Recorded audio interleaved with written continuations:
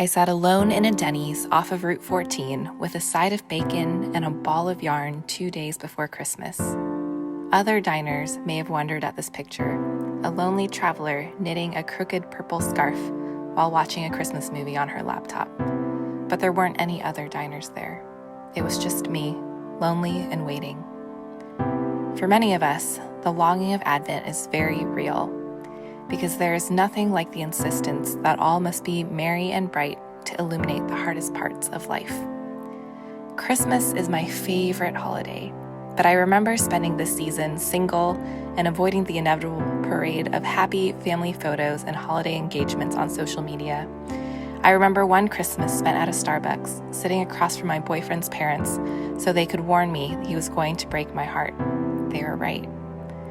I remember locking myself in my friend's room another Christmas so I could fall apart because though her family was generous and lovely, they weren't mine. I remember spending 10 different Christmases with 10 different families, estranged from my own and separated by an ocean. Having spent many Christmases with many families, I can tell you this season is no Hallmark movie. Even in the midst of the happiest families and crowded rooms, I've seen unmet expectations, unrealized hopes, and the pangs of past heartaches and empty seats. And so, at the risk of being an absolute downer, I want to take a small moment to put down the hot chocolate and pause Mariah Carey to acknowledge those who, for whatever reason, feel less than cheery. If that's you, I see you. Maybe that doesn't bring much comfort. It's 3 words spoken out loud in a world that's currently distant and hug-deprived. But you aren't alone in your loneliness. We all bear the marks of longing in our own unique ways, but I hope by sharing some of my stories, you'll feel less alone in yours. I see you and I'm not the only one, and if those words still fall flat, then I pray you find comfort in finding yourself in another story.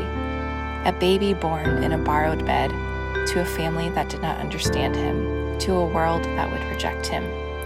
And yet his name is Emmanuel, God with us. With us always.